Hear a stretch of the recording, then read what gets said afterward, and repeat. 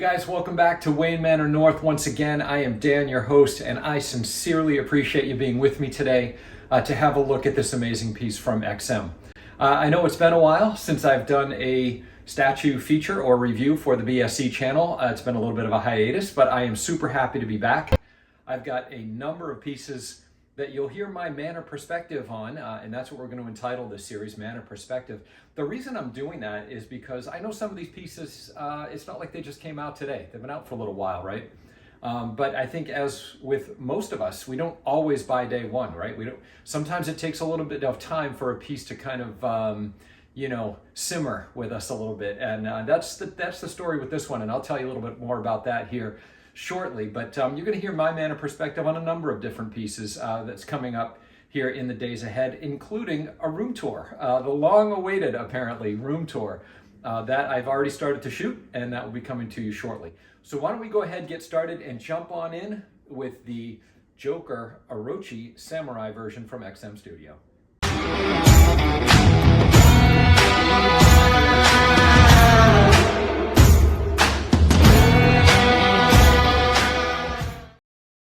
Okay guys, let's go ahead and jump into the Manor Perspective on this amazing statue from XM Studio. And so there's no spoiler there. This is a fantastic piece, and I'm going to give you my perspectives on why I think so. So why don't we jump in a little bit of the details on this piece. This is version A, meaning it comes with 2 head sculpts and 2 right arm swap outs, and I'll tell you a little bit more about those in just a few minutes.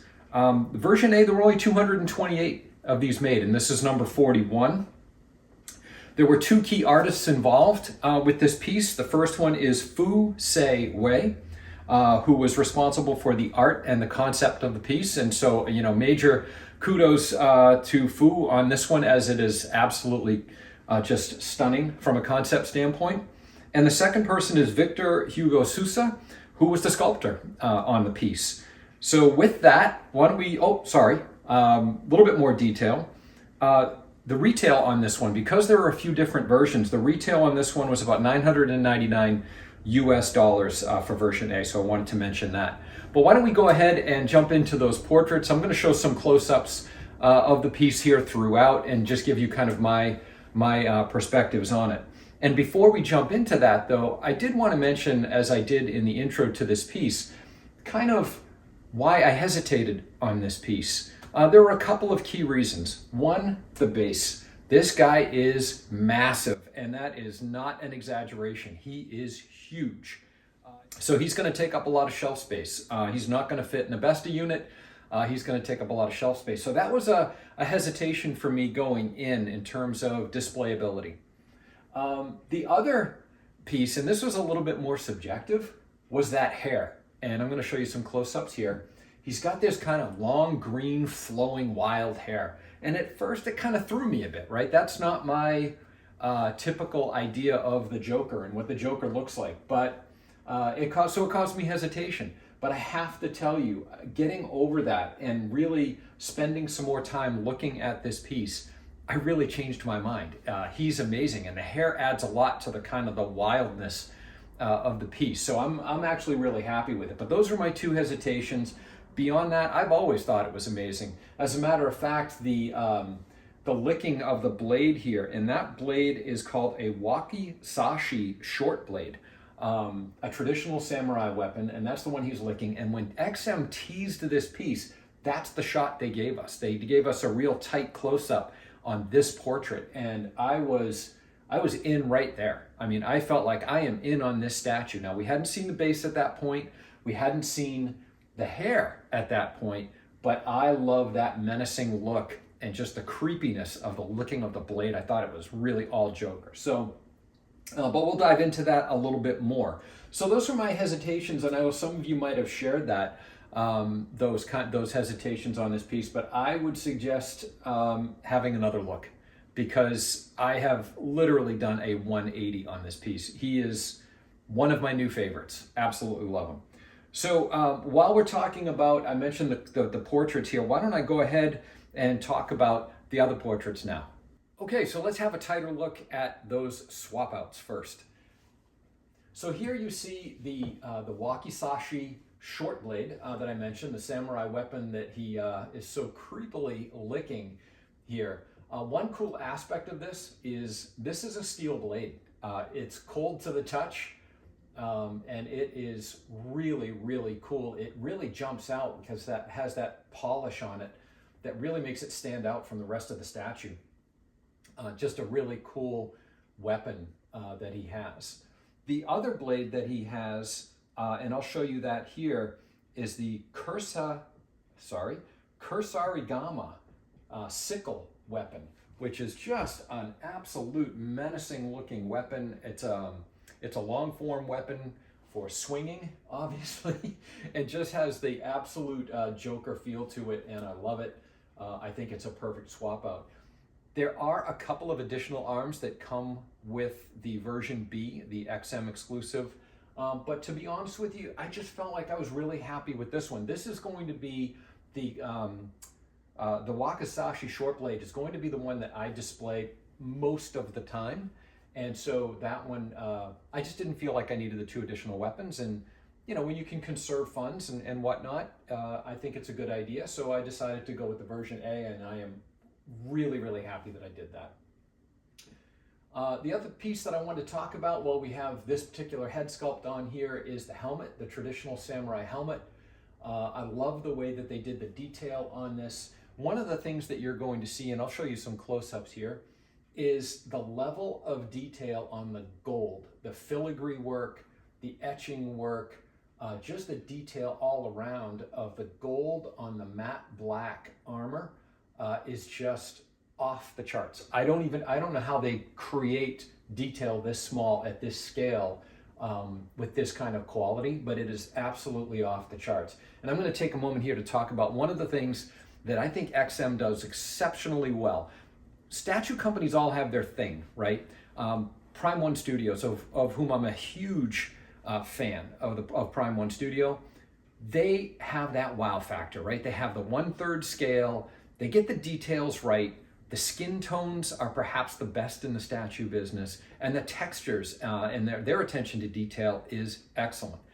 XM Studio, on the other hand, I think has a few other benefits, and I'm going to zoom in some pictures here. But one of the things that XM does exceptionally well, in my mind, is the mix of textures and finishes. So you go from, as you see here, I'm going to point this out in a close-up, you go from kind of this semi-gloss finish on the shin guard armor and the knee pad armor here to matte and textured, what gives it an appearance of cloth finish or overlays on the skirt armor and up into the torso, whereas the coat is a fabric with just an unbelievable gold filigree work on the inside, just off the charts. I mean, this statue just for the coat is kind of worth it. All the way up to the helmet and everything in between. And we haven't even talked about the serpents yet, but the number of different textures and finishes they use really gives an extra level of dimensionality to the statue. So for me, and that holds true as you move across the other pieces, especially in this line, right? For XM, this is the XM line that I have been collecting and have jumped in deeper of late. But this holds true whether you're talking about Harley or Batgirl or Deathstroke or Nightwing or Robin or Batman. This approach holds true. The attention to detail, the no corners cut on finishes really holds true. So that's I just wanted to touch on that before we switch over. So now if we have a look here at the other head sculpt, this is an unmasked sculpt. And as you can see here, this is a more traditional look at the Joker, right? They shortened up his hair, they kind of slicked it back. It's almost a little reminiscent, if you don't see the back of his semi-mullet here, it's almost reminiscent of a Leto Joker, just a little bit, right? With that slick back hair. Or you could, I kind of equate it like I do to a New 52 Joker, to a Death of the Family Joker. But at any rate, really like this head sculpt too. And again, all the more reason for me that I didn't go with a version that came with more swap outs. Just didn't feel like I needed them. Although I love the samurai pieces in my collection, the real heavily masked portraits in the samurai line, I just don't tend to use them. I kind of like the partially masked or traditional sculpts even, and those are the ones I keep on the statues. With the exception of Deathstroke, where he only came with 2 portraits, an unmasked and a masked. Both are awesome, but the rest of them, you have choices. So at any rate, that's the additional portrait here. So with that, why don't we go ahead and take a look at the rest of the statue, including the base, and just kind of a broader view of what he looks like. Okay guys, before we jump into that broader view that I just mentioned, I did want to jump in a little bit on the source material for the concept around this piece and the Japanese Orochi. So I'm going to bring up a few pictures here that I kind of found, and just being very transparent through Wikipedia. But one of the aspects of the samurai line that I really love is the depth of the line and the commitment to the source material that XM and the concept and creators and the sculptors all utilize when creating these really tremendous works of art. So the Japanese Orochi was a multi-headed, multi-tailed serpent from ancient mythology. It was, goes back hundreds and hundreds, if not thousands of years, and you can see some pictures of that here. But the art and the folklore and the mythology around these creatures are really impressive, right? These were, I'm not going to go into super depth on them. You guys can all check that out for yourself. But the fact that this piece, that the concept is rooted in that mythology, to me just makes it all that much more cool, right? Because if I think about the Joker in this context, I would think that this creature would be something that he pulls together with him to help kind of wreak havoc against Batman and the forces of good, right? Would be this kind of mythical beast. So I love the fact that it's rooted in that mythology. So have a look. I would encourage you, if you have any pieces in the samurai line, really look at the source material. I've found this true of pretty much every piece, whether it's about the Japanese temples that are leveraged in many of the bases, or the armor, or the what else is included. Just the very small tidbits. The Deathstroke, I'm looking over at Deathstroke right now. One of the best bases, I believe, in statues, period, is that skull. So I'd encourage you to take a look. But with that small caveat, let's go ahead and move along, and we'll have a look at the rest of the statue. Okay, let's go ahead and jump in, guys. I'm going to switch over to, I think, close-up photos and video here as we go ahead and talk about these pieces, because I just think you have to have a close-up look, and this view just isn't doing it. So I'm going to get out of my chair. You guys are going to get some close-ups, and we'll talk about it for a couple of minutes.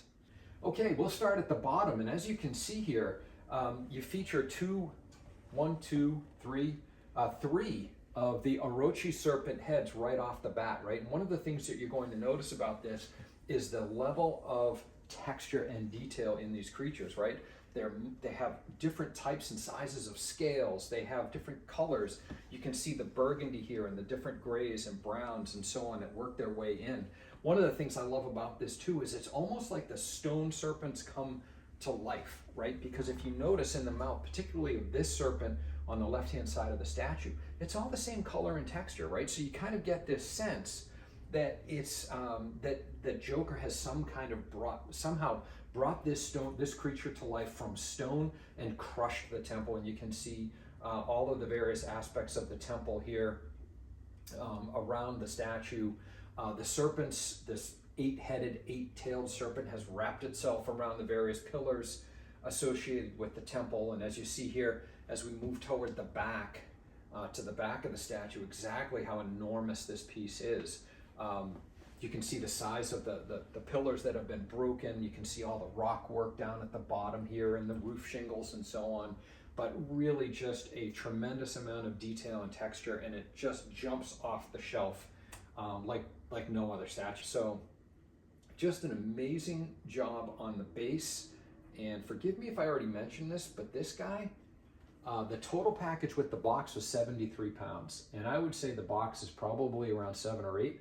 So this guy easily clocks in at 60 pounds. So he is a beast. So be prepared. The shelf that I have him on, there is a how-to video. I've had some people asking me recently about the shelving. This shelving made from 3/4 inch birch and 1 inch plumbing piping there's a how-to available on the BSC channel. I did that, I think, about a year ago or so. But I will repost that. You'll see it on the Facebook group, and I'd encourage you to have a look. This shelf is rated for at least 200 pounds. I've stood on the thing, and it doesn't even flex. So anyway, have a look at that if you're bringing heavy statues like this guy into your collection.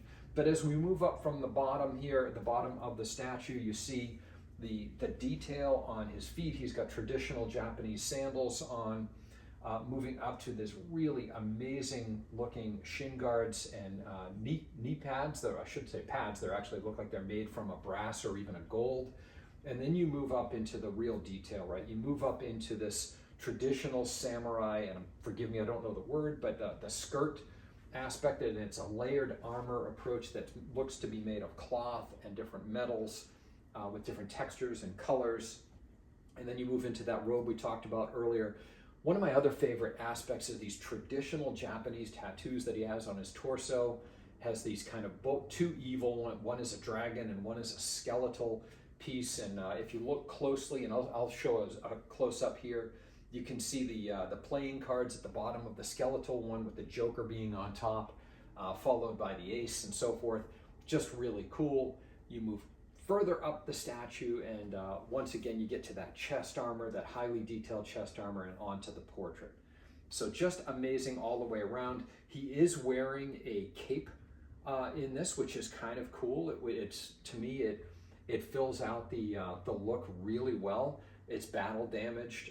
He's clearly been doing battle with somebody, Batman or one of the Bat family, but that is on there as well, and just looks incredibly textured, as you would imagine, as well. So that's a closer look at the statue.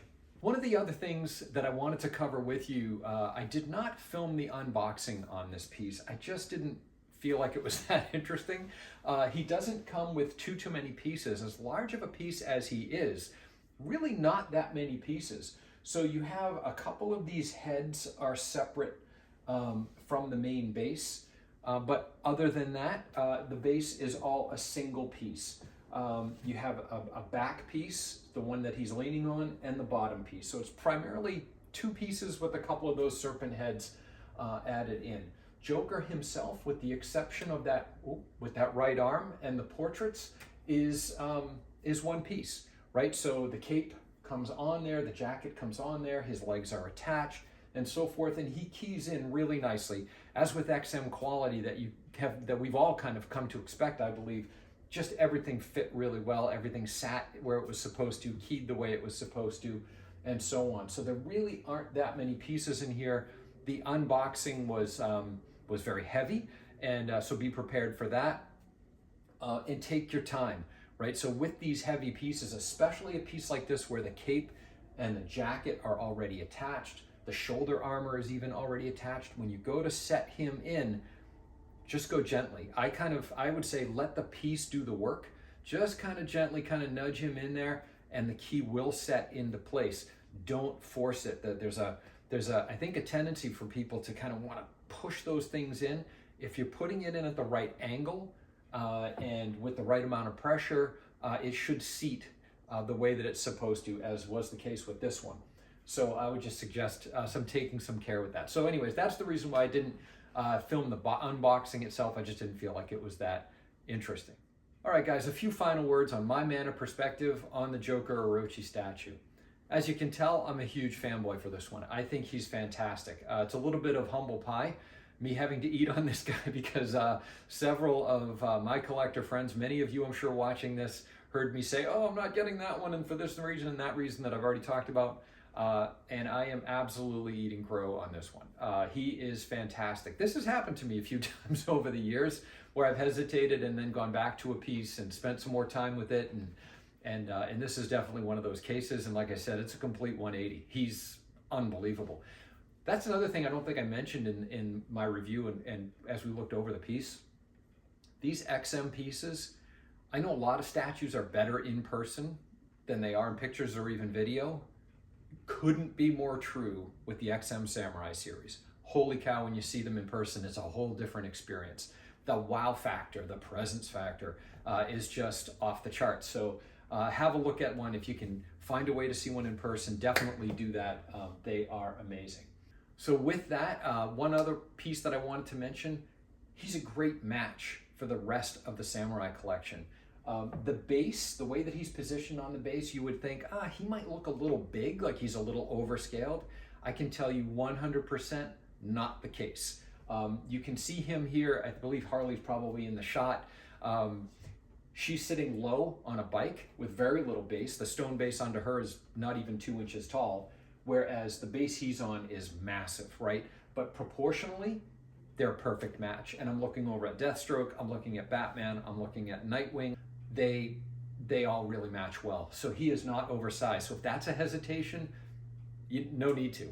He's a perfect size.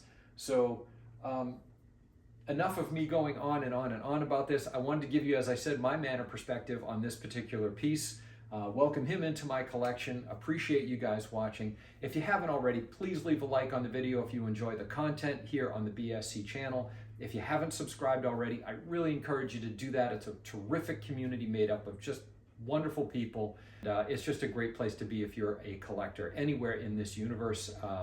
I would say go ahead, do yourself a favor and subscribe. So thanks again for joining me. I'll see you shortly here on the next one as I bring you XM Harley Samurai Edition. Take care, everybody.